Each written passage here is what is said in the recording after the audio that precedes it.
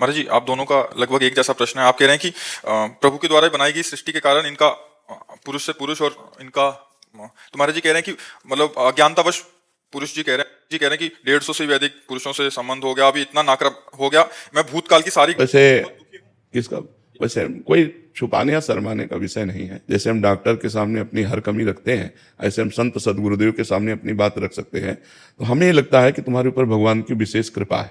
क्या अगर आप पुरुष संयोग ना करें तो स्त्री से आपकी आसक्ति नहीं है तो आप एक भगवत प्राप्त महापुरुष बन सकते हैं। क्योंकि त्रिभुवन में जब जब जहां जहां जिसने साधना की तो उसको स्त्री से मुंह की खानी पड़ी। शास्त्रों में बहुत वर्णन है। और तुम्हारा स्वाभाविक आकर्षण नहीं है।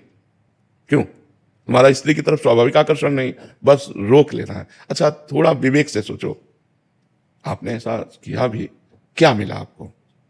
मतलब परिणाम बिल्कुल खुल के अपने ऐसे बात करते हैं जैसे दोस्त बात करते हैं। केवल डर मिला और चिंता मिली और कोई सुख तो मिला नहीं।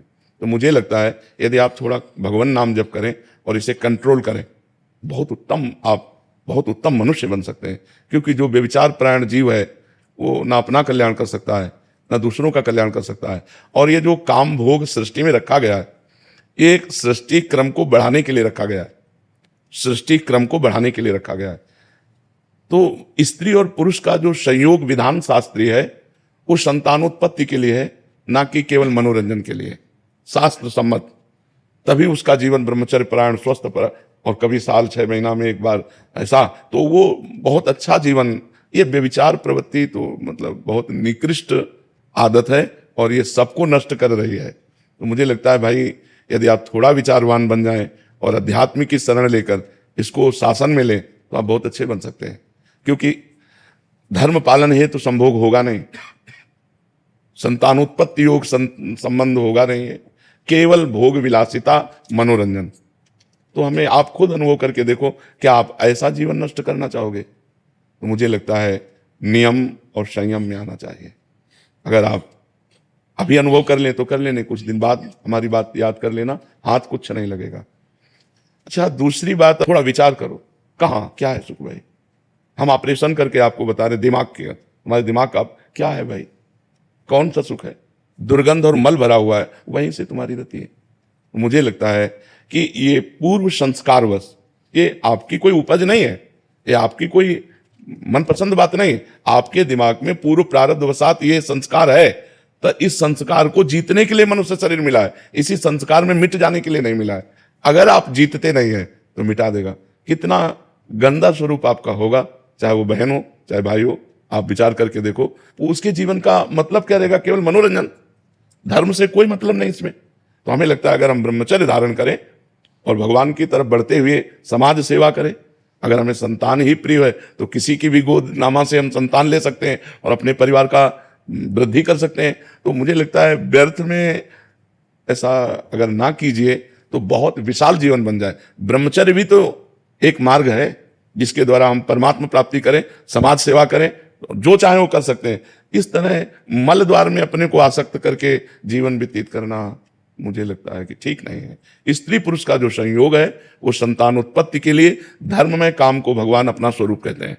धर्म में काम में हूं, तो वो धर्म तो यहाँ दिखाई नहीं दे रहा। और ये आप में ही नहीं है, लाखों बच्चों में है। और वो उनकी कोई उपज नहीं है कि वो अपनी उपजाए हैं, ये बात वो उनके स्वभाव में पूर्व प्रारब्ध से आई हुई है। पर वो विजय प्राप्त कर सकते हैं। अगर वो इस तरह से अपने जीवन को नष्ट करेंगे तो कब तक नष्ट करेंगे?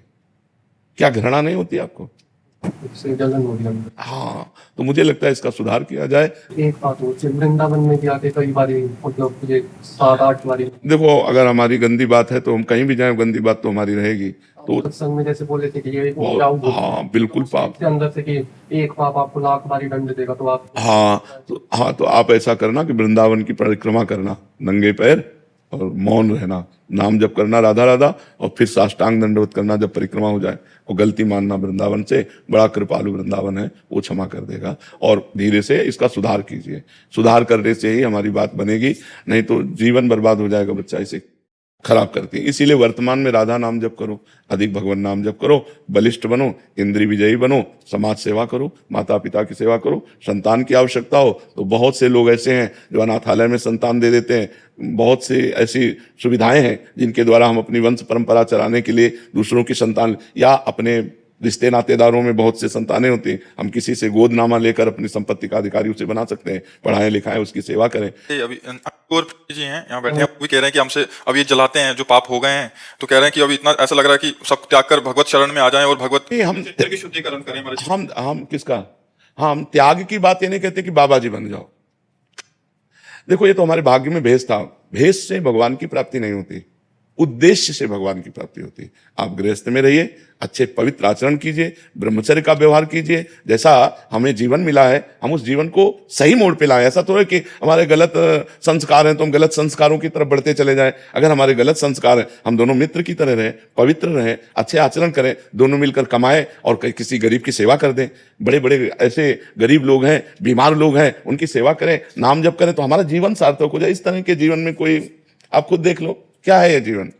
एक मतलब खिलवाड़ जीवन है, न धर्म है, न पवित्रता है, न भगवत अध्यात्म है। तो बुझा हुआ जीवन किस काम का जीवन? तो सुधार किया जाए। और ये आपका दोष नहीं है, ये आपके पूर्व जन्म के संस्कार में, आप जैसी लाखों बच्चियां, लाखों बच्चे हैं, लाखों हैं, कोई एक दो नहीं, कोई शर्म की बात नहीं, लाखों बच्चे बच्चियां हैं। हाँ, इसको सुधारा जाए, इसको सुधारा जाए। अच्छा, मान लो जैसे ये कह कि हम तो दोनों जीवन भर मित्र भर, तो क्या जीवन का उद्देश्य आपका केवल इतना ही है? मतलब आपका जीवन इसी में समाप्त है? मनुष्य जीवन का उद्देश्य केवल इतना ही है, इंद्रियजन्य भोग? नहीं यार, मनुष्य साधन धाम मोक्ष कर द्वारा, पाए न जे पर लोक समारा, सो परत्र दुख पावई, सिर धुनि धुनि पछताए, काले कर्म ईश्वर मिथ्या। तो ये संयम से रहो, अभ्यास करो, संयम से रहो, दोनों मित्र की तरह रहो, एक जगह रहो, दोनों कमाओ, समाज की सेवा करो, परिवार की सेवा करो, गंदा आचरण न करो। जरूरी है गंदा आचरण करना, गंदे आचरणों से हमारा अंतःकरण निर्बल होता चला जाता है। खुद आप अनुभव कर लो, एक अपने से घृणा सी आने लगती है, लगता है कब तक करूंगा, कब तक? तो इसलिए उठो। ये कोई आप में ही दोष नहीं है, चराचर जगत में दोष है। पशु पक्षी हर जीव काम से व्याकुल है। भगवान की शरण में आकर, भगवान का नाम जप कर, भगवान का चिंतन करके हम अध्यात्म बल से इसे रोक सकते हैं, दूसरा कोई उपाय नहीं। देखो, जेलें भरी हैं, अगर आप पूरी जेल को छानोगे तो आधे निकलेंगे व्यभिचार में, आधे केवल व्यभिचार प्रवृत्ति वाले नहीं मिलेंगे जो जेल में भरे हैं। ये मन है, ये गंदी आदतों में ले जाकर आपको ही नहीं, सबको अगर बचे हैं तो अध्यात्म की शरण में, भगवान की शरण में, सतमार्ग में, नहीं तो बचने का कोई चांस नहीं है। जैसे हम भोजन पाते हैं तो शौच का वेग आता है, पेशाब का वेग आता है, ऐसे काम का वेग आता है। उस काम के वेग को भजन के द्वारा, हे नाथ, हे करुणा में, तो भगवान संभाले तो संभला है, नहीं बालू का बांध है, 1 मिनट में टूट के कहां से कहां पहुंच जाए। तो आप लोग शर्माओ मत, कोई समाज से हे मत समझो, ये पूर्व का संस्कार ऐसा आया है, इस पर विजय प्राप्त करो।